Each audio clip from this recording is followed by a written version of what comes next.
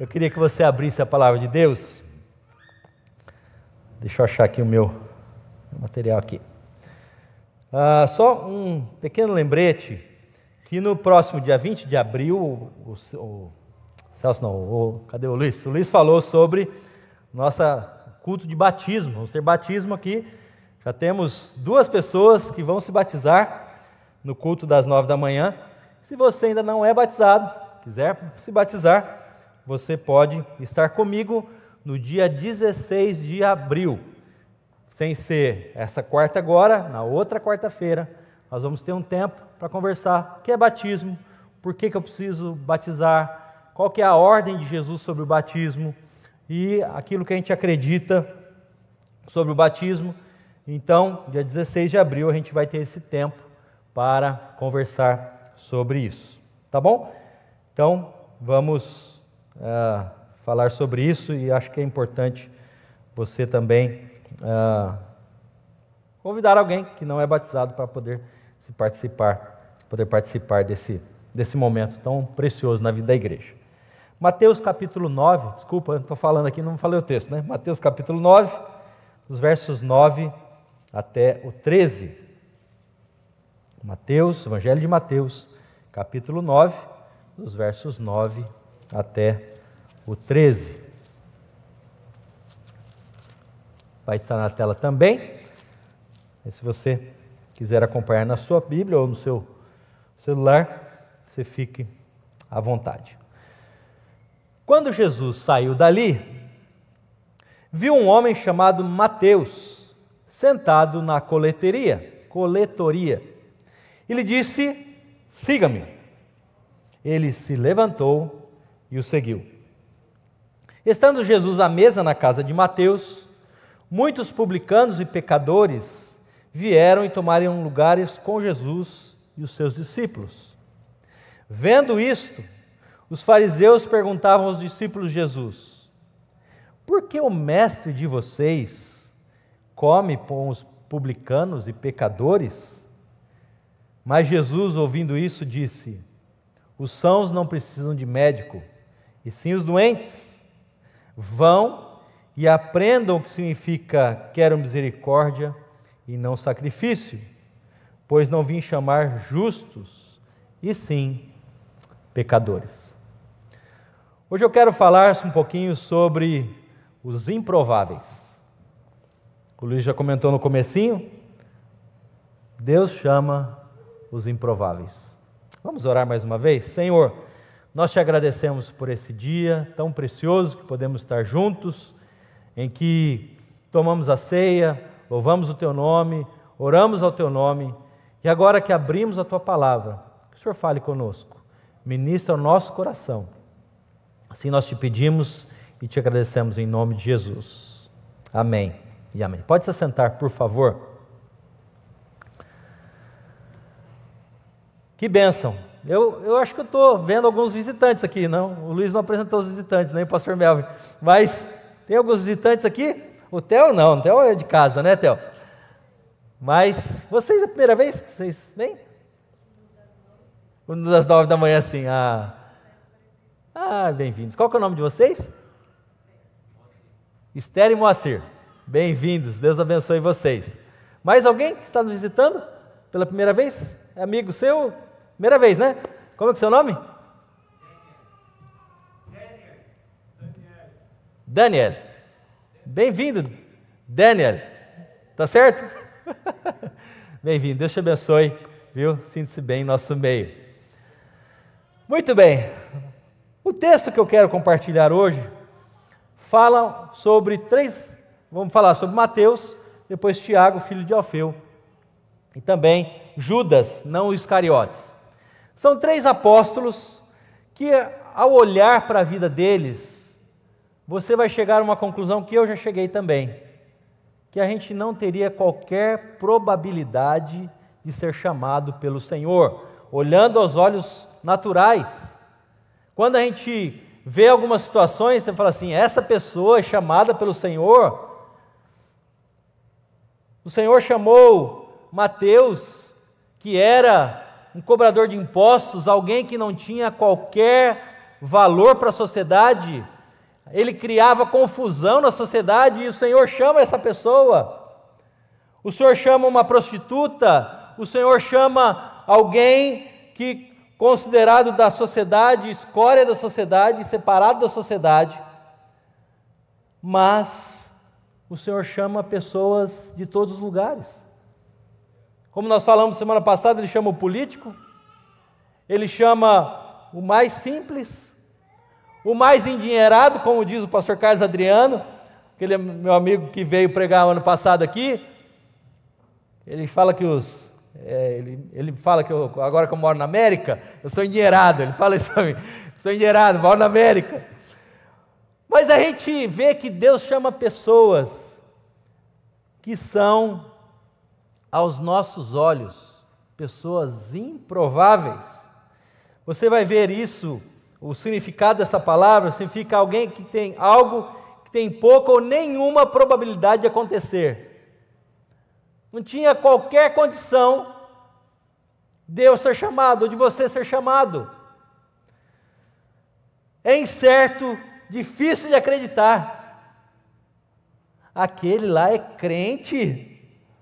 Como eu contei para vocês, logo que eu voltei de Nashville, na estrada, um rapaz, uma pessoa, né, não consegui ver só pelo vidro, mas tinha um adesivo assim, bem no porta-malas, uma cruz, dizendo, eu não lembro o que estava escrito, mas uma pessoa cortou a frente dele, estava na estrada, a pessoa cortou a frente dele, ele já levantou o dedo do meio para aquele rapaz,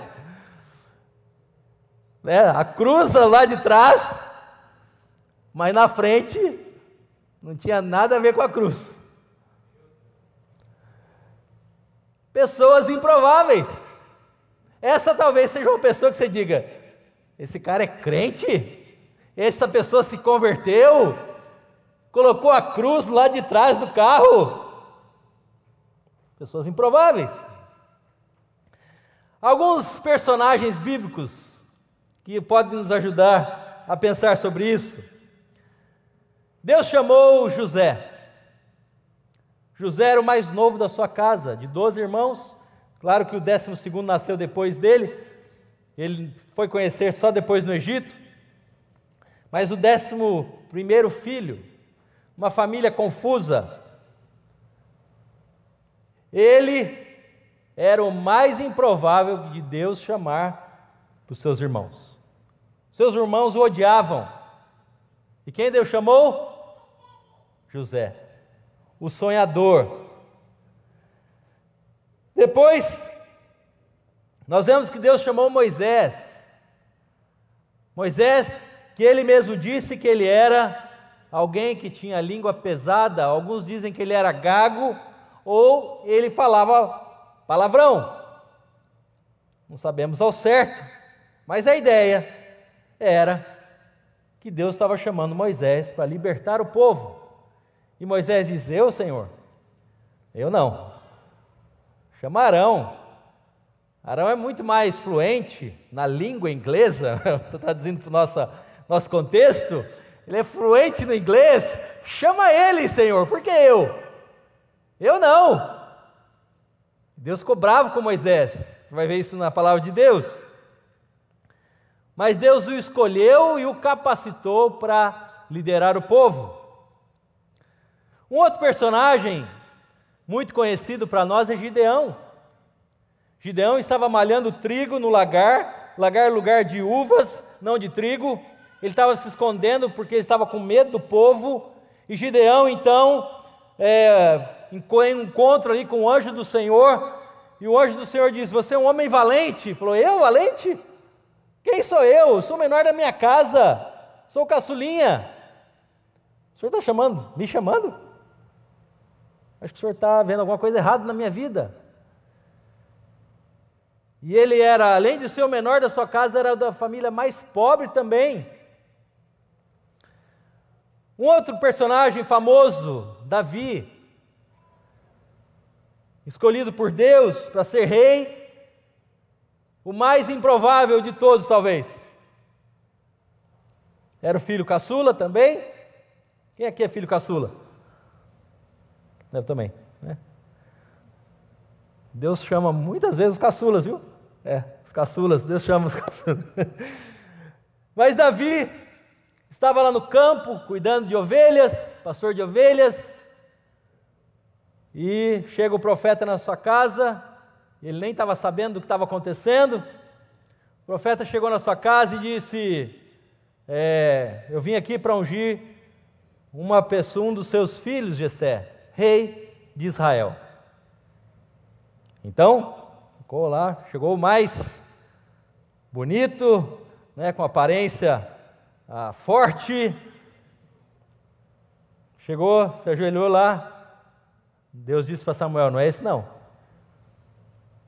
não é esse, não é esse, não é esse. Tem mais algum filho aí? Tem um que está lá no campo, mas será que é ele? Manda trazer ele depressa. Foram buscar Davi. Quando ele sai do campo, rei de Israel. O mais improvável para todos daquela época. Depois Deus chama Jó, um homem, a Bíblia diz que ele era justo e íntegro, que passou por sofrimentos, provações, mas que permaneceu fiel a Deus. Também alguém que perde tudo, mas Deus usou a vida dele para abençoar o povo de Deus. Até hoje, a história de Jó é contada em todos os lugares que você for, tanto lugares de cristãos quanto não cristãos conhecem a vida de Jó. Depois o Senhor chama uma menina, adolescente, para ser a mãe do nosso Salvador, Maria. Uma menina ainda que Deus disse: olha, você vai ficar grávida. Como? Como isso vai acontecer? Eu não conheço nenhum homem, não tenho relação com nenhum homem, como que eu vou ficar grávida?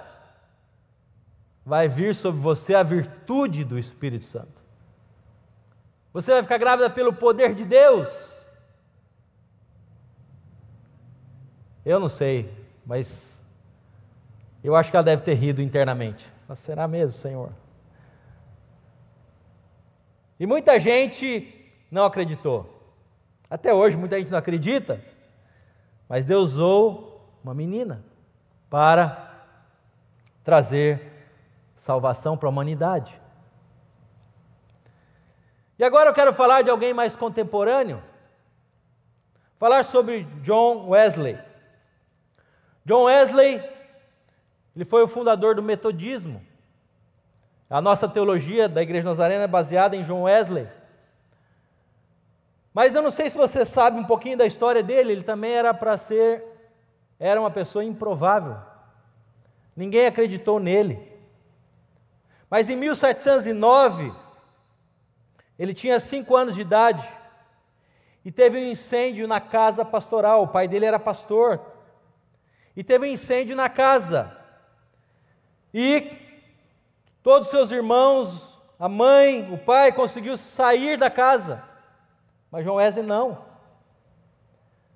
E não dava para entrar para buscar alguém, porque o fogo estava muito intenso.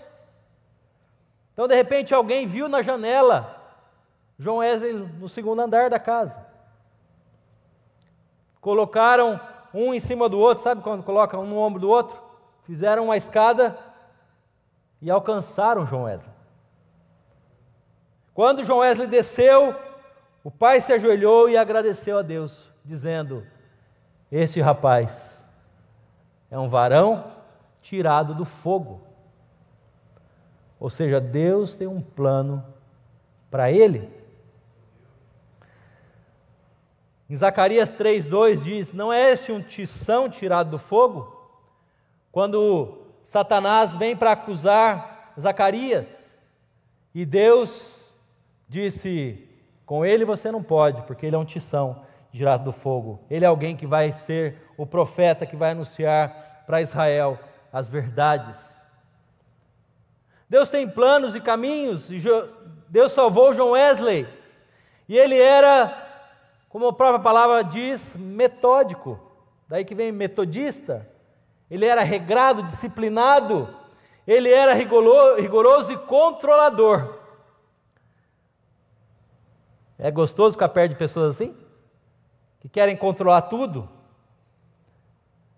Ele afastava as pessoas, e ele tinha esse orgulho espiritual, autocobrança, e quando ele começou a pregar, ele foi rejeitado por muitos pastores e púlpitos, não queriam ouvir a mensagem de John Wesley. Alguém improvável. Esse John Wesley está pregando aqui, não quero saber dele não. Ele é chato. Conhece o crente chato? Alguém conhece crente chato aqui? Não, crente é super legal, né?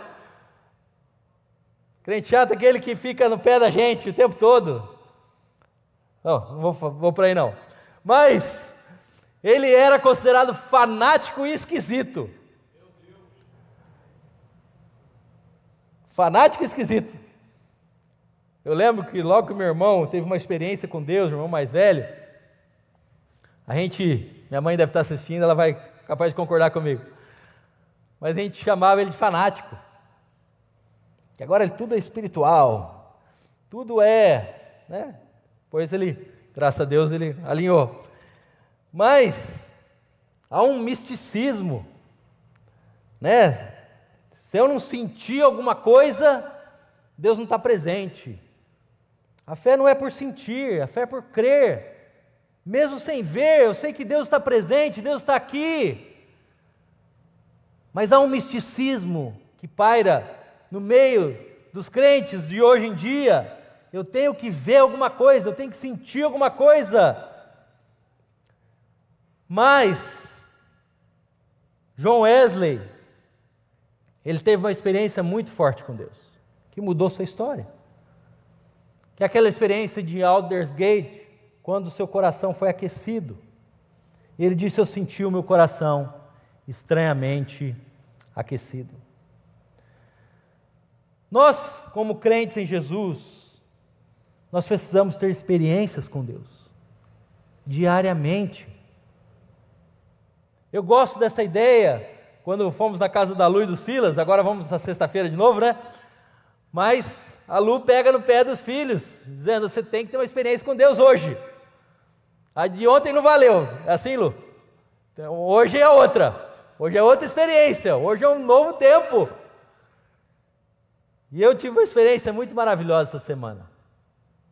Estava na classe de inglês, e uma menina da Venezuela me perguntou: o que você faz? Aí eu disse: eu sou pastor. O que é pastor? O árabe também, um amigo, eu sento aqui, do meu lado senta um árabe, ele é da Arábia Saudita, e ele eu consigo entender bastante, mas tem um outro que é da Turquia, que é árabe também, eu não consigo entender quase nada que ele fala. Imagino a classe, né? Mas tem um do Vietnã também que é difícil entender. Eu acho que eles me entendem, mas eu não sei eles. Mas ela me perguntou o que era um pastor. Então eu peguei o aplicativo, coloquei assim no dicionário: o que é pastor? E aí mostrei para ela.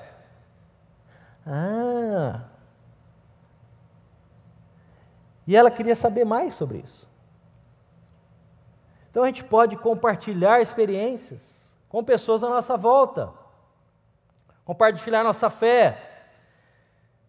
Vamos voltar um pouquinho para Mateus, no texto que nós lemos. A gente vê que Jesus chama apóstolos, pessoas para servi-lo, com posições diferentes, em contextos diferentes. O pastor Melvin compartilhou na semana passada, que eu achei muito interessante a colocação que ele fez. Às vezes, quando a gente vê Jesus chamando as pessoas, parece que do nada, né, Sara? Do nada, ele surge. Do nada, ele deixa tudo e segue o Senhor. Não. Havia um relacionamento de Jesus com os apóstolos. E então, Você convive com alguém e chama, olha, vamos lá para casa. É relacionamento. Você tem essa intimidade com a pessoa, você tem uma unidade com a pessoa. E foi o que Jesus fez. Tanto é que o texto diz que imediatamente eles seguiram o Senhor. Não foi daqui um mês, daqui um ano. Não, imediatamente seguiram o Senhor. Mateus, ele era cobrador de impostos. E ele era mal falado da sociedade. Porque eles chegavam na casa para cobrar impostos. Se a pessoa não tinha dinheiro, prendia. Era uma questão muito forte, muito intensa.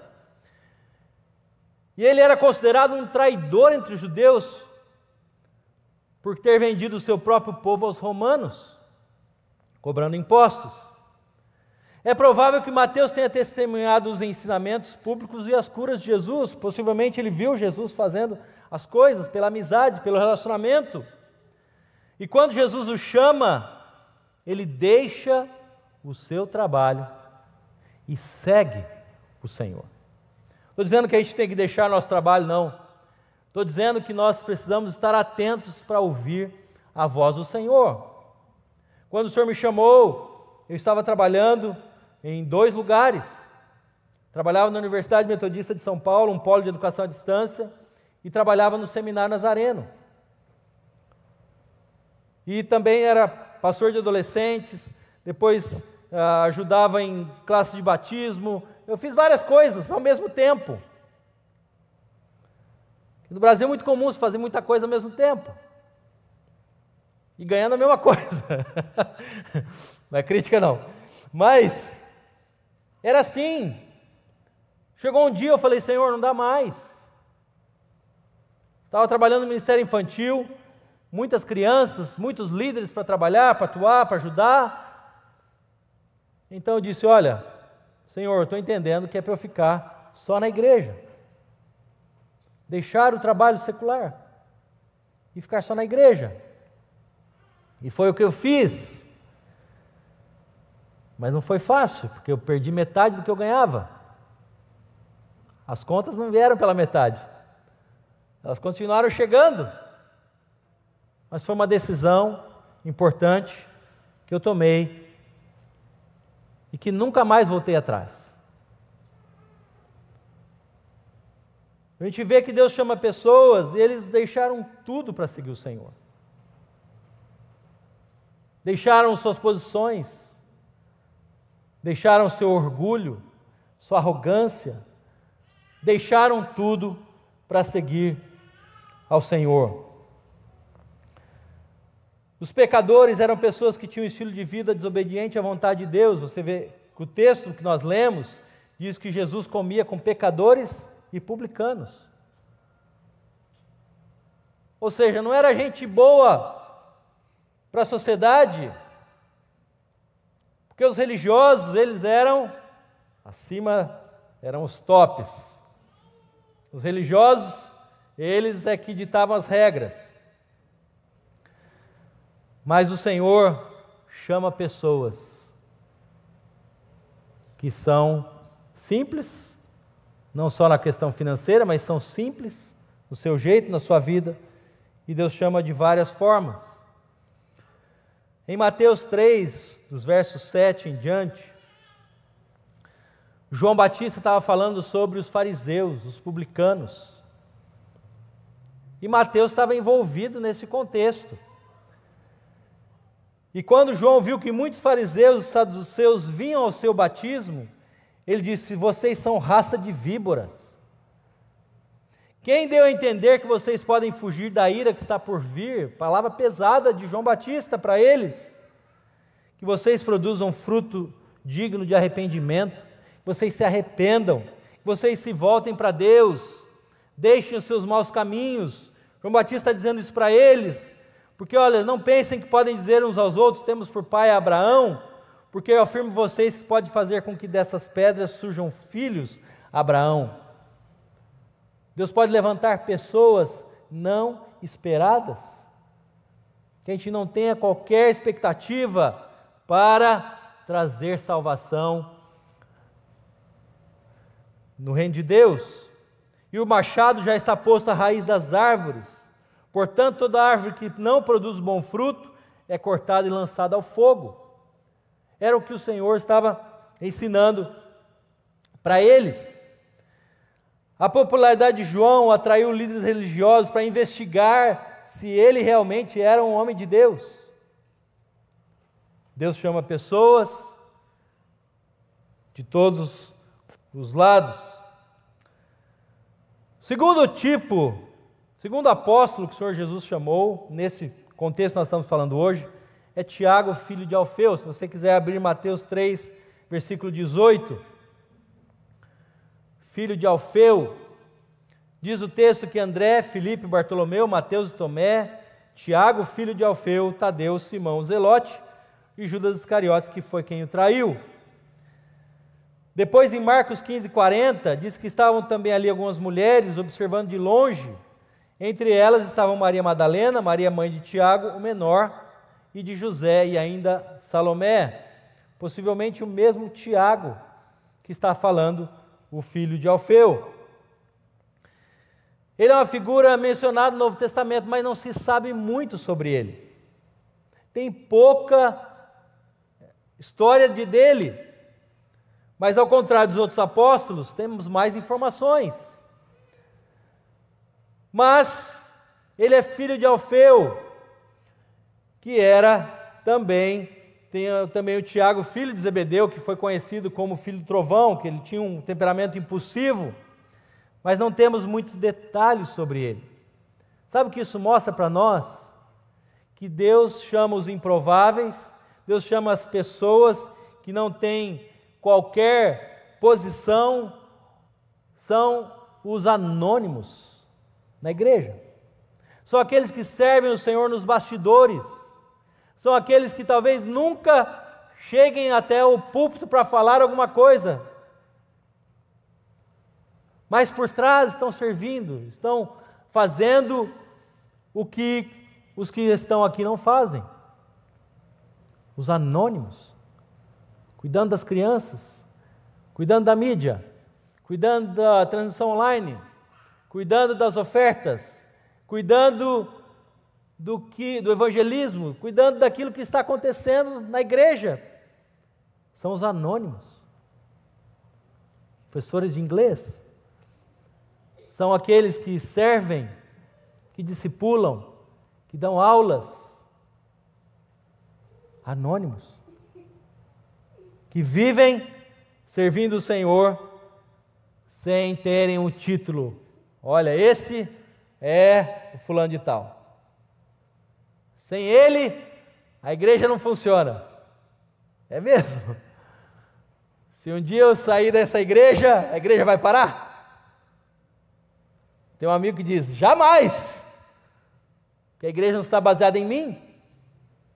A igreja está baseada no Senhor Jesus, que é o Senhor da igreja. Ele é o dono da igreja, Ele morreu pela igreja.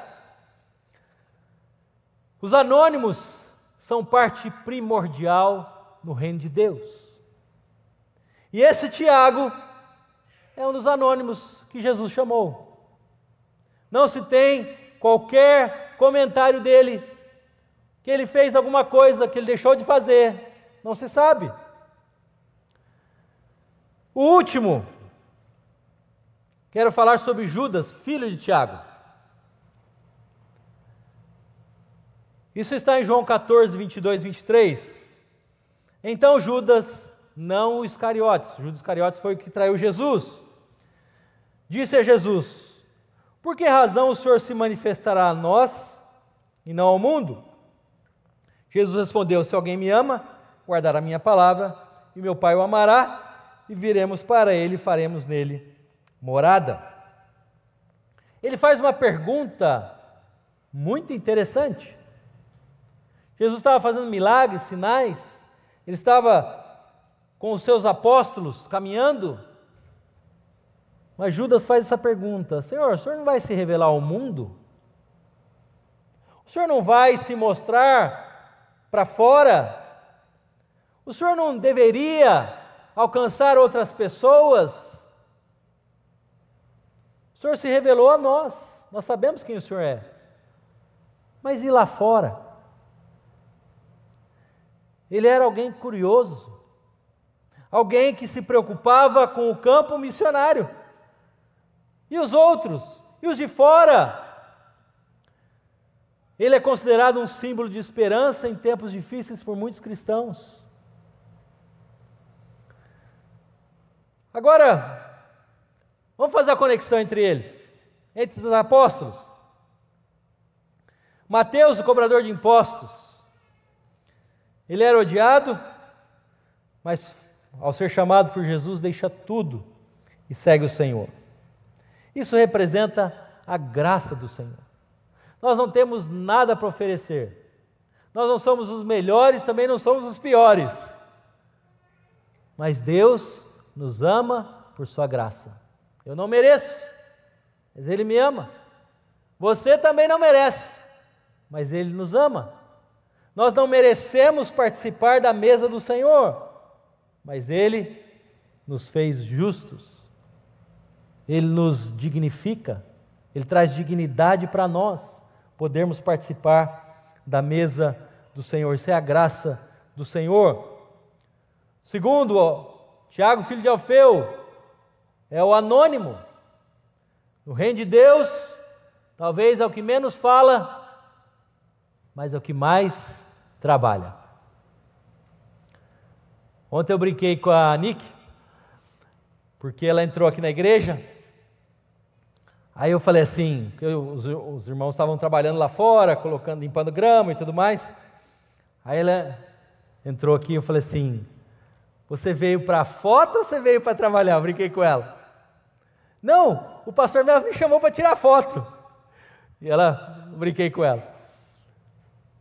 Mas os anônimos, que às vezes estão lá trabalhando, gente que apareceu ontem aí, nem sei quem era. Talvez o pastor Melvin saiba, apareceu aqui para servir, para ajudar. Os anônimos. Muitos servem a Deus sem aparecer nos holofotes, sem estar aparecendo em nada. E por fim, esse Judas mostra alguém que refletia, pensava sobre o outro. Será que não precisamos alcançar os outros também? Será que não precisamos sair da nossa zona de conforto e falar do amor de Deus para outros? Será que não preciso me unir com o pastor Esdras e tem feito evangelismo aos sábados e 2 domingos atrás, ou 3 domingos atrás, foi ao domingo? O que eu posso fazer para servir melhor no reino de Deus? Nós vamos ter um coração voltado para a missão de Deus. Para a gente concluir, nosso tempo já está acabando. Deus chama pessoas de diferentes lugares da sociedade: pescadores, coletor de impostos, advogados, juízes, presidentes, faxineiros. Deus chama independente da posição. Segundo, Deus capacita a pessoa para servir. Tinha uma frase no nosso seminário lá em Campinas que dizia: Deus capacita os chamados. Deus capacita, Deus traz direção, Deus enche pessoas com o Espírito Santo, que foi o que o pastor Silas direcionou quando ele pregou sobre os apóstolos. Todos nós precisamos ser cheios com o Espírito Santo para poder ir e servir o Senhor. Deus transforma pessoas, Deus salva pessoas. Nesta manhã, eu não sei se Deus está te chamando para sair da sua zona de conforto, para ir aonde eu não vou poder estar. Eu não estou lá no seu trabalho, eu não estou lá na sua casa, nos seus vizinhos, mas você está, e você pode compartilhar do amor de Deus com aqueles que estão à sua volta. Vamos ficar de pé, nós vamos orar. Não importa de onde você veio, esse vai ser o tema da nossa Assembleia Distrital que vai acontecer no mês que vem. Não importa a sua história, não importa de onde você vem, o que importa é você tomar uma decisão de servir o Senhor, de seguir o Senhor. Feche os seus olhos, abaixe sua cabeça, fale por um momento com o Senhor e diga: Pai, eu ouvi Tua palavra, eu preciso da Tua graça, do Teu amor. Talvez eu precise tomar algumas decisões importantes na minha vida por esses dias, que talvez vão repercutir na minha história, na minha família. Mas eu queria te chamar a tomar uma posição com o Senhor, a não ficar na sua zona de conforto. Está tudo bem, está tudo certo. Não, você precisa dar um passo, você precisa ir além. Vá além. Deus está com você, você não tem o que temer, você não precisa ficar desesperado, nem apreensivo, porque Deus está com você. Mas fale do amor de Deus. E também diga: Senhor, conte comigo. Como posso servir melhor o Senhor? Na sua obra, na sua casa, na sua causa, talvez em algum ministério, talvez em alguma área da igreja que você vê: puxa, eu acho que isso aqui poderia ser feito de uma maneira melhor, ou poderia mudar isso ou aquilo. Você pode deixar Deus te usar para que o reino de Deus avance. Senhor, nesta manhã, nós queremos te agradecer, Senhor. Queremos te louvar por esse culto tão maravilhoso, tão especial, em que podemos participar da mesa do Senhor. Não somos dignos, mas o Senhor nos dignifica. O Senhor nos purifica, o Senhor nos limpa, para podermos ir e fazer aquilo que o Senhor nos chamou para fazer. Senhor, nesta manhã, que o Senhor nos abençoe, nos ajuda, Senhor. Que o Seu amor possa nos impulsionar. Como nós dissemos na semana passada, que o dedo de Deus possa indicar a direção, para podermos ir e fazer a Tua obra. Senhor, tira de nós toda a preocupação, todo medo. Tira de nós talvez todo orgulho, de querermos talvez aparecer. E eu sei que o Senhor chamou pessoas que foram anônimas, pessoas que não apareceram nos holofotes, pessoas que não ficaram à frente, mas ficaram por detrás, servindo o reino de Deus. Senhor, nesta manhã, abençoa o Teu povo, Senhor. Ajuda cada um de nós a estarmos servindo no reino de Deus, para a glória do Teu nome. E queremos te pedir que o grande amor de Deus, o nosso Pai, que a graça bendita e maravilhosa de Jesus o Filho, e que a doce comunhão, a presença do Espírito Santo de Deus, esteja sobre todos nós, desde agora e para sempre. Amém.